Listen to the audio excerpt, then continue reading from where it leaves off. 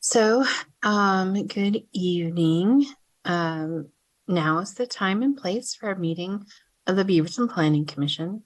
If you would like to speak during the visitor portion of the agenda or provide testimony on an agenda item, please use the raise hand feature in your Zoom menu bar. If calling in, press 9 to alert the chair you would like to speak. For the record, I will do a roll call to verify which commission members are participating this evening. We have Commissioner Winter, Lawler, Ellis, Akal, and McCann. Commissioner Glenwinkle is absent and excused. So next up, we have the visitor section of the agenda, which is an opportunity for members of the public to address the Planning Commission on a non-agenda issue or item. Anyone wishing to speak should indicate this to staff and wait for your name to be called. Does anyone wish to address the Planning Commission on a non-agenda issue?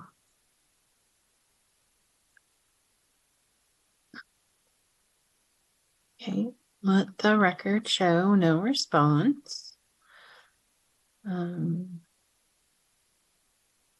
So we are now in the commission communications section. Do any commissioners have any communication? Nope. Okay. Staff communication? Good evening, Chair. Gianna Fox, current planning manager. I have no staff communication for you this evening. Okay, then moving right along. The first item of new business is the agenda is the continuance request for the Raleigh Hills Elementary School case file numbers ADJ 2022-0005, CU 2022-0012, DR 2022-0155, LD 2022-0020, LD 2022-0008, SDM 2023-0001, and TP 2022-0016. The applicant has requested a continuance to a date certain of June 21st, 2023. Is there a motion to continue this application? I move to continue the hearing for the Raleigh Hills Elementary to a date certain of June 21, 2023. Right. Is there a second on the motion? I'll second. Okay, Commissioner McCann moved. Commissioner Lawler seconded. Any discussion on the motion? Okay. With no discussion, I'll do a vote by roll call. When your name is called, please say aye or nay. Commissioner Winter? Aye. Commissioner Akal? Aye. Commissioner Ellis? Aye. Commissioner McCann? Aye. Commissioner Lawler? Aye. Okay, and I vote aye as well, so motion passes unanimously. The Raleigh Hills Elementary School design review will be continued to a date certain of June 21st, 2023.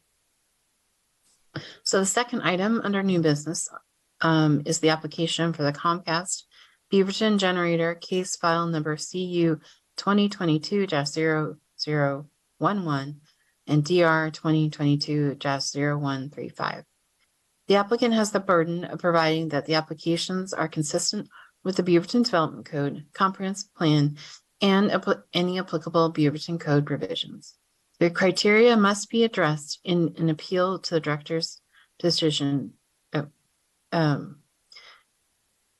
Excuse me, I will read that sentence again. The criteria that must be addressed in appeal of the director's decision is reviewed under Beaverton Development Code sections 40.03.1 Facilities Review, 40.15, 1.15.5.c, New Conditional Use, and section 40.20.15.3.c, Design Review 3.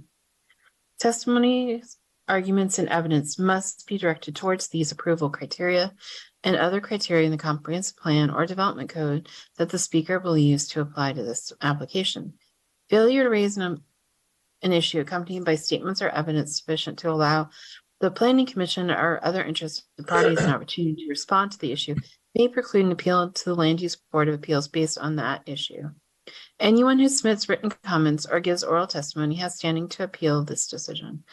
Failure of an applicant to raise constitutional or other issues relating to the proposed conditions of approval with sufficient specificity to allow the city to respond to the issue may preclude an action for damages in circuit court. State and local law require commissioners to make certain disclosures. To these ends, the following questions will be asked. Does any commissioner have a potential or actual conflict of interest, ex parte context, or site visits to declare? And I'll start with Commissioner Akal. I don't have any. Commissioner Ellis. No conflicts. Okay, Commissioner Lawler. No conflicts. I did conduct a site visit today, but I did not encounter anyone. Just visited the site and that was it. Okay, Commissioner McCann No to all three. and Commissioner Winter, No to all three. and no to all three for me as well. Does any member of the audience wish to question a commissioner about ex parte context or site visits or challenge the right of commissioner to participate in this hearing? Okay. Let the record show no response. The order of the public hearing tonight will be as follows. City staff will give a presentation followed by questions of staff from the commission. The applicant will then be given 20 minutes for its presentation, followed by commission's questions of the applicant. Then members of the public in support of the application can speak for up to 5 minutes each. Then members of the public opposed to the application can speak for up to 5 minutes each, followed by members of the public who are neither in support nor opposed will have up to 5 minutes each. After public testimony, the applicant will have 5 minutes for rebuttal. The Planning Commission will then hear any final comments from staff. We will now begin with the city staff presentation. Thank you, Chair Nye. Good evening, Planning Commissioners. My name is Steve Regner, Senior Planner with the City of Beaverton. Let me share my screen before we get started.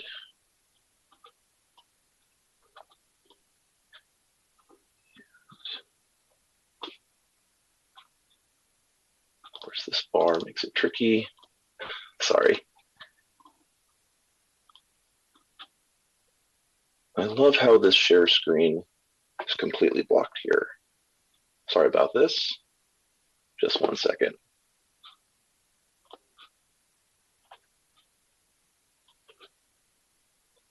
Clearly, I'm a little rusty in sharing my PowerPoint, so I apologize. And of course, that's the wrong one. There we go. Sorry about that delay. The application before you tonight is the Comcast Beaverton Generators, case file CU 2022-0011 and DR 2022-0135. I'm just realizing I'm sharing the wrong side again. Sorry about that. There we go. Okay. And now that's broken. Sorry about that. Technical difficulties. So, Commissioner, sorry, I have a question. The Yes. script that I read talked about this being an appeal of the director's decision. I don't think that was correct. Am I right? No, this is not an appeal of a director's decision. I think there must have been an error in the script. This is a new conditional use and a design review type 3, not an appeal. Thank you for asking that clarifying question. I did not hear that in the script. Yes, so this is a new conditional use and a design review 3 for Comcast Beaverton Generator. So the application consists of the addition of replacement backup diesel generators for an existing telecommunication utility facility. The applications before you tonight are a new conditional use and a design review 3. I would like to direct also the commissioner's attention to a supplemental memo with today's date. Thank you to Commissioner Lawler for catching an error in one of the conditions of approval. It misreferenced a land use application, so it is a small but important fix to the conditions of approval to properly reference a dependency in one of the conditions of approval. The project is located at 1750 Northwest 173rd Avenue. It's about 1.5 acres in size in the Five Oaks Triple Creek neighborhood. It is in the office industrial zone, bounded to the north and east in the OI zone as well. and to the west and south in a variety of residential zones. Utility facilities like this one are conditional uses in an office industrial zone. However, in this situation, this facility was originally permitted and constructed while still in Washington County.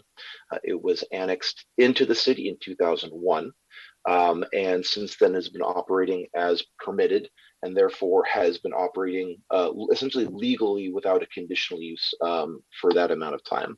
However, with the changes to the site, that does trigger a conditional use to be submitted. So the applicant is providing for a new conditional use permit, not only to address the new backup generators, but the site as a whole.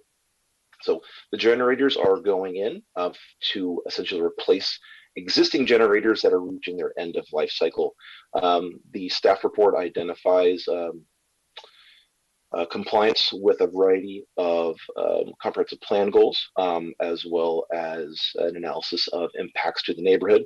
But functionally, the new generators will have better sound dampening technology than the existing generators, and they will be screened by a new CMU wall. So sound and visual impacts will be less than the existing generators on site. They've also applied for a design review 3. We can see an image of the site here. Northwest 173rd is to the left there. The area in red is where the existing backup generators are. They are currently unscreened from view. Those in time will be removed and replaced with these 4 backup generators here, located centrally to the site. As I mentioned before, there is a screen wall to the west and to the south, screening views of the new generators from the school to the south and the public road to the west. Here is a view of what that will look like, that screen wall with the brick detailing viewed from the south. You can see in the upper image, and then the image below essentially shows a cross section of the construction of the screen wall, and that the wall will be higher than the highest point in the diesel generators, therefore fully screening them from view from both the west and south elevations. Views from the north, these generators will be screened by the existing building, and views from the east will be screened by existing vegetation along the eastern boundary. Based on the facts and findings from the staff report dated May 10th, staff recommends the approval of the Comcast Beaverton generator with conditions, and I'll also add with the modified condition in the staff report, in the supplemental memo with today's date. That concludes staff's presentation, and we're prepared to answer any questions the commission may have.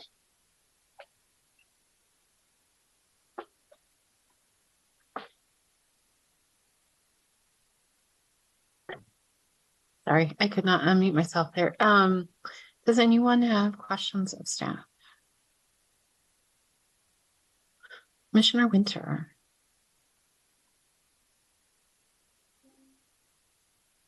I just wanted to make sure I'm not muted. Hey, Steve, I have a question. It's just a definition more than anything else. On page 8 of the staff report, it says under potable water, says the subject site is located in a wheeled portion of the city of Beaverton. I don't know if I've ever heard that description. Yeah, so it's a technical term. Essentially, we have an agreement with Tualatin Valley Water District where we over time will be taking over portions of their service area. It's essentially, it means it's a transition period where we will be starting to provide services and maintenance, but still using their facilities. So the wheeled area means it's essentially a transition area between PVWD and the city of Beaverton. All right, thank you. That was the only question I had on that. Commissioner Lawler. I just have a question, maybe if there's an audience member listening in, maybe if you could describe what a B3 buffer is, that would be the south boundary treatment, and maybe explain how they, what the standard is and how they met it. Yeah, so this is a Design Review 3 application specifically because they are unable to meet the B3 boundary. A B3 boundary is the most significant of the 3 landscape buffer requirements when there are potential conflicts between zones or uses. The B3 buffer is required in this condition to meet the design standard to be 20 feet in depth, planted with shrubs and trees, and have a site obscuring fence. Let me share my screen again because that went so well last time. 1 second. And I will share the landscaping as well to show what the situation is here. So along the south side here, you can see the area in red. That is what a 20-foot buffer would look like, which the design standard requires. However, because this is an existing developed site, that southern bank of parking essentially prohibits or precludes the ability to plant out a 20-foot wide B3 buffer. They would lose functionally, I believe, 13 parking spaces to be able to accomplish that. So what they have done is proposed to plant out the existing buffer area. It's 13 feet and not 17 feet. So it essentially meets the B3 buffer to the best of their ability with a side obscuring fence already existing, shrubs and trees planted in the density required by the B3. The only thing that they're not meeting here is that they don't have the depth because they can't because of the existing parking lot. So they are providing a 13-foot B3 buffer instead of a 20-foot B3 buffer. And so they have opted to respond to the corresponding design guideline, which make this a design review 3 instead of a design review 2. Okay, so in your assessment, they have enough trees there. I see a lot of shrubs, but just yes, so they have 6 trees. 2, 3, 4. Yes, and they have to plant them approximately 1 for every 30 feet. Okay. And I don't remember the numbers off the top of my head, but they are planted. They're not spaced perfectly evenly, but they don't have to be. But they do have the numbers to meet that standard where the landscaping area already exists. Okay. Do you think the Planning Commission has the authority to maybe recommend different species of trees? If there is a concern expressed about how well the landscaping or the proposed trees would screen, there is some latitude by Planning Commission to request a different type. I'd be interested to hear if there was concern, are you looking for something that maybe deciduous versus evergreen? Concerns like that, I think that would be a valid, especially considering they are planting less than what's required. I do think that's open for conversation. Okay, thank you.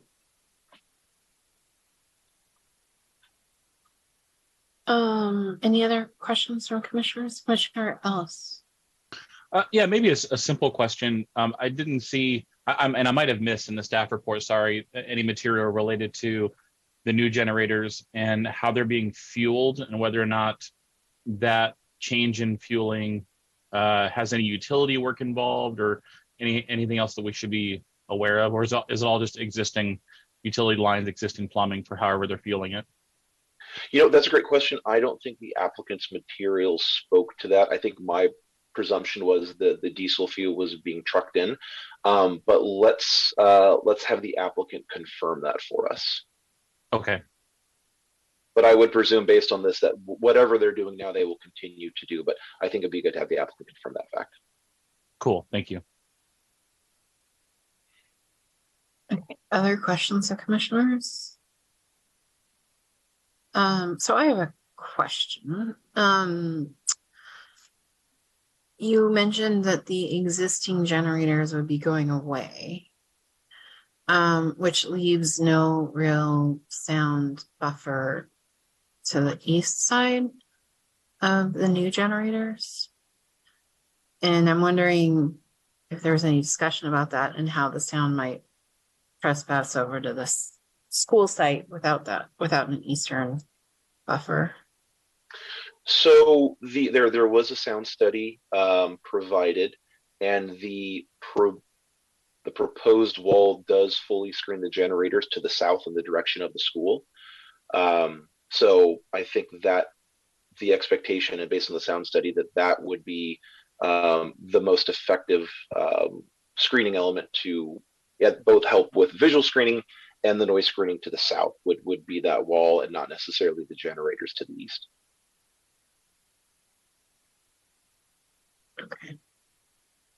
Okay. Any other questions before we move on to the applicant presentation? Nope. Sorry, Okay. sorry, Chair, maybe just an extension of that same question is if those are removed, like understanding that those are legacy devices, but if those are removed and there is not screening on that eastern side, is there a need to talk about then that eastern boundary, the trees and the shrubbery that is there now, and whether those should be addressed or changed in any way to solve for what will eventually be a screening purpose of the new of the then new generators? So I mean, there's a couple of things in play here. One would be noise mitigation. The other would be any required landscape screening, like Commissioner Lawler was raising about to the south. On that topic, the area zoned to the east is also the OI Office Industrial Zone. There is no landscaping screening required there. So whatever trees and shrubs are there are essentially a bonus and not required by code. Okay, understood. That makes sense. Thank you.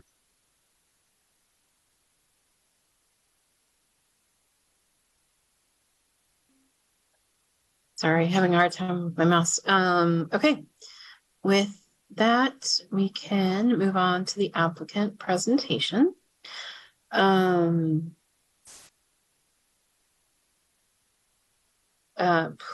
Excuse me. The applicant will now have 20 minutes to present. Please begin by introducing yourself and stating your name and address for the record. Ed, we cannot hear you if you are speaking. This is Tim Bohannon. Can you hear me? I can hear Tim, yes. Hi, Chairman. Yes, good evening. This is Ed. Can you hear me? Yes, now we can hear you. Yep. Perfect. Yes, good evening. My name is Ed Fournier. Thank you for your time and consideration, Planning Commission members and staff.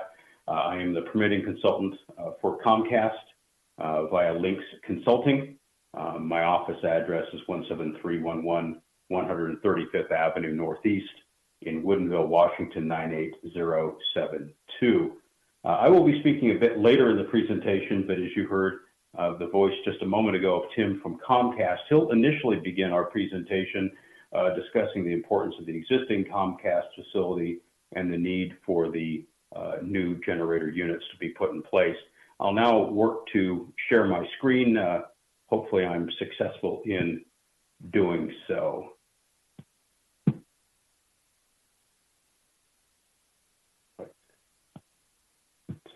Wow.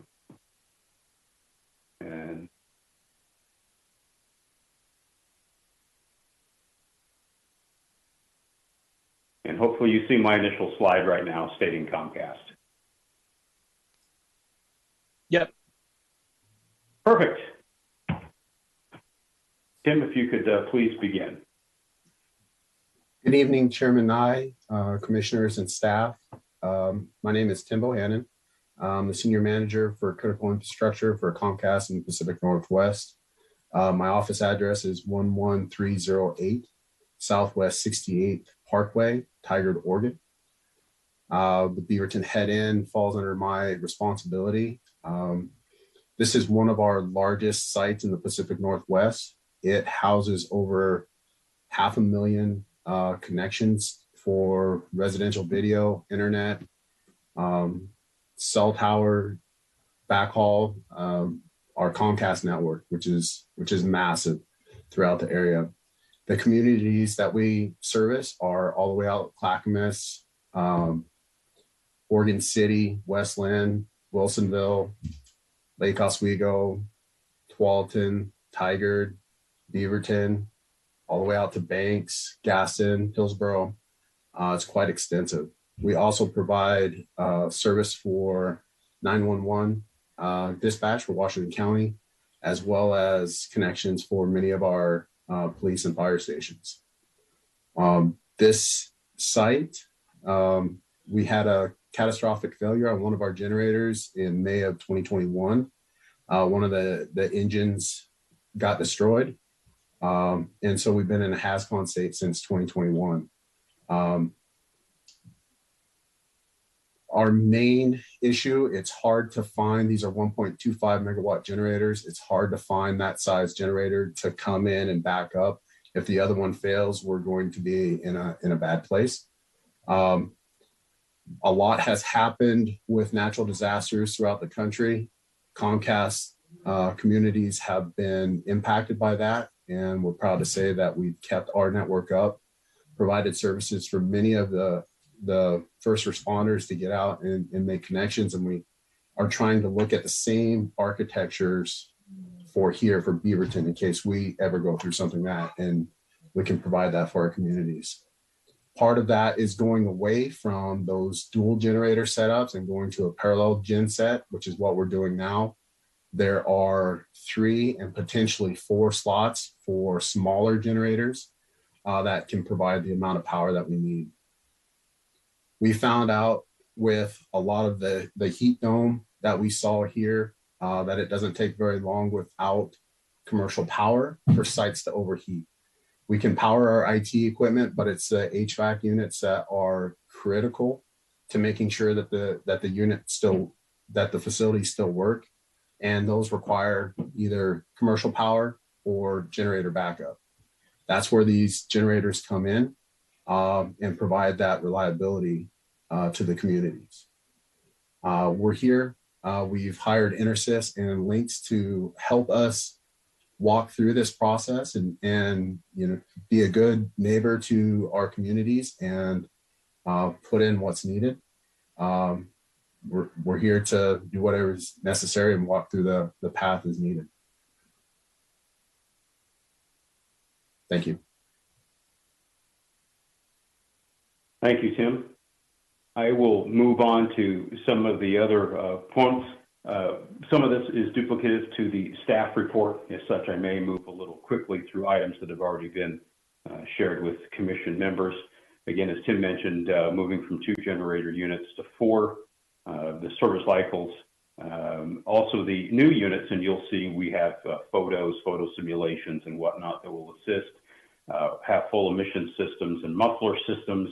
Each unit is fully enclosed with a shroud, unlike the existing ones. Again, photos will help show that to you.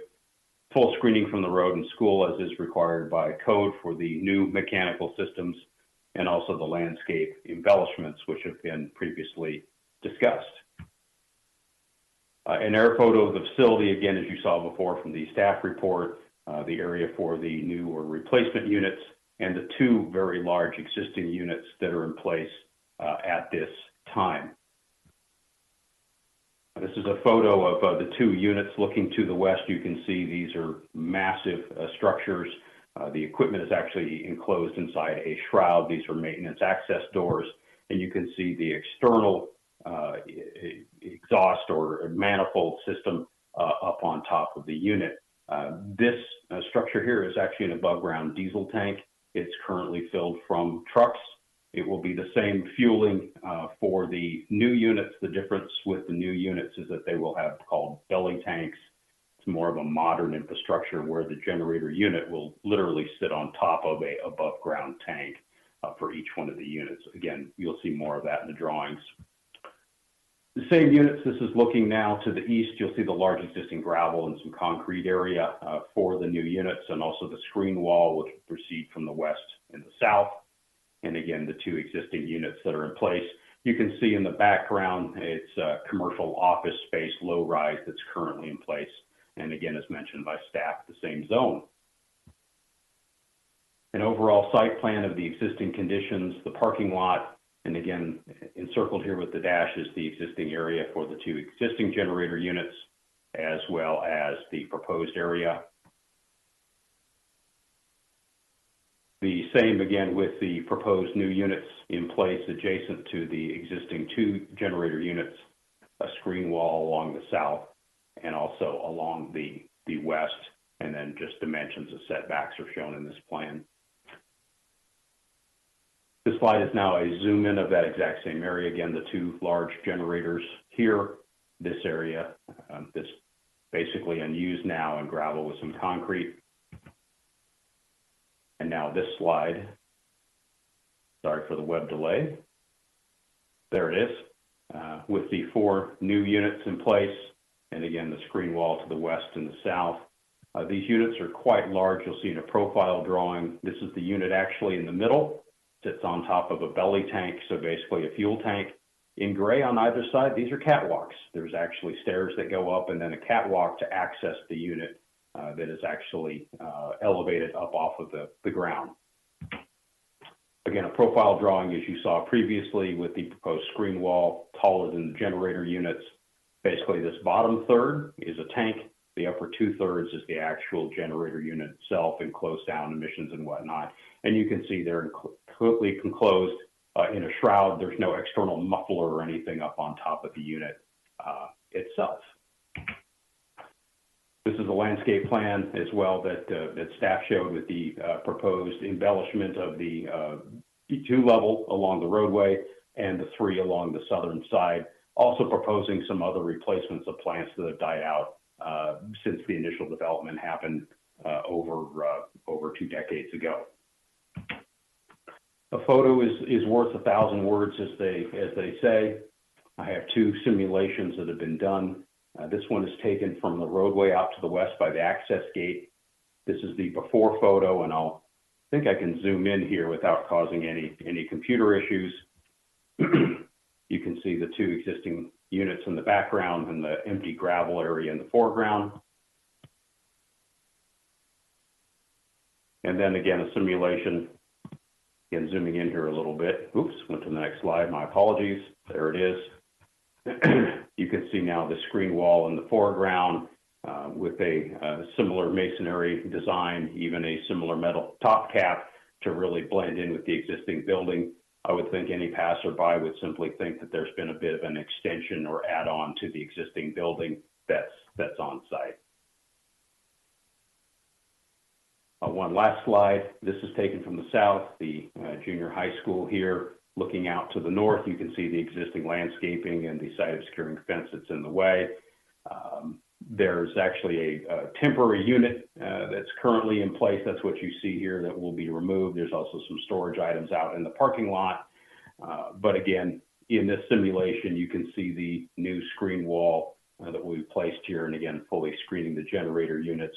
You can see the 2 existing with the large muffler units or emission systems up on the top of the existing generator units. With that, that concludes the presentation, and myself or Tim can address any questions that commission members may have.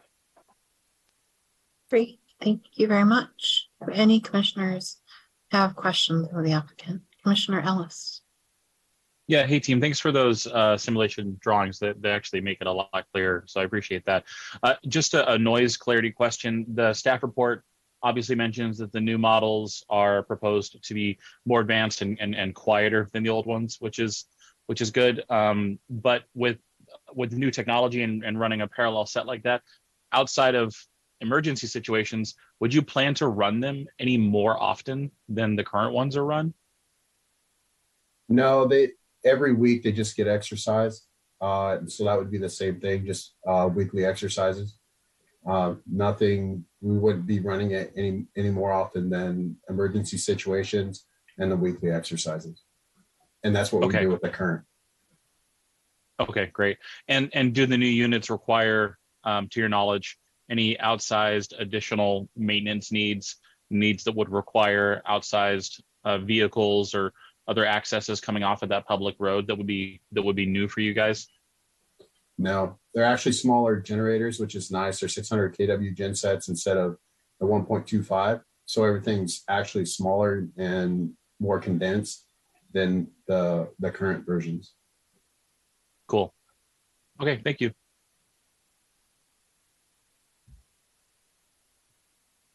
Do other commissioners have questions? Commissioner Winter. Oh, you are muted, Commissioner Winter.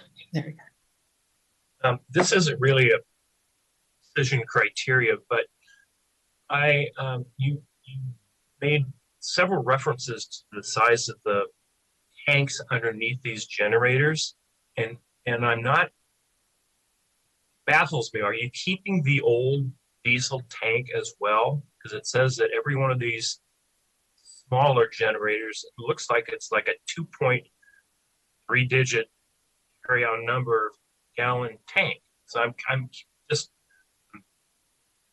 curious, because it looks like it's a 2-gallon tank underneath each one of these 600 kilowatt generators, and there's no mention at all of what's going to happen to the huge fuel tank powering the other big generators, especially since they're at end of life, and you probably will, although it's again not in the information given to us about what you intend to do with those once they are decommissioned. But so I'm just curious about what's going to happen to that fuel tank, and is that fuel tank going to be used to power the other generators? As you said, as it states in the documentation, the belly tanks doesn't appear to be they do not appear to be very big. The belly tanks are fairly large size. They're set to run. I can't remember what the run time is on them. There's a set standard for how long they'll run, each one of those. But they are essentially replacing that large tank. That large external tank will be removed and decommed with the rest of the generators also. So, so the documentation, that's a 2,267 gallon tank. Whoops, Yes. Whatever. That's correct. I jumped to the wrong conclusion. I went 2.267, and it's 2,267. Thank you. Okay, do other commissioners have questions? Okay, seeing none, we will move on to the public testimony portion of the agenda. We will call for testimony in groups, starting with those in favor of the application, then those opposed, then those neither in favor nor opposed. So now is the time for those in favor of the application. For those viewing via Zoom webinar, please communicate by using your raised hand feature in the Zoom menu bar. If calling in, press 9 to alert the chair that you would like to speak. Let's see, do we have any? Do we have anybody wishing to testify in favor? Please raise your hand. I am seeing none. Do we have anybody who would like to testify opposed to the application? Please raise your hand. I'm seeing none. Does anybody want to testify neither in favor nor opposed, but just make a comment or question? Please raise your hand. Still seeing none. Okay, I think we have no public testimony tonight, which means we have no need for rebuttal tonight. And we can move on to final staff comments. Thank you, Chair. And I'm Steve Regner, City of Beaverton. Staff has no additional comments for this application. Thank you. Okay. Well, with that, with final comments complete, I will close the public hearing, and as standard procedure, I will randomly poll commissioners to state their conclusion on the application. I will begin with Commissioner McCann. I think the application seems very straightforward and somewhat of an improvement over what is there now. So I'm in favor of approval. Commissioner Winter. I always like to see infrastructure upgrades, keep technology fresh, so I'm in favor. It doesn't seem to be anything unusual about this application. Additional use request is certainly in line with what we normally would approve, so I'm in favor of it. Okay, Commissioner Lawler. I brought up the comments about the tree selection. I mean, I love Western red cedars. They're just very small and have a tendency to take a long time to get tall enough to provide any screening. But ultimately they will provide screening. So with that comment in the record, I'll be in support of the application. Okay, Commissioner Ellis? Yeah, share viewpoint with other commissioners. Net seems like a good thing all around. Great. Commissioner Call? I'm in favor. It's pretty straightforward. Okay, great.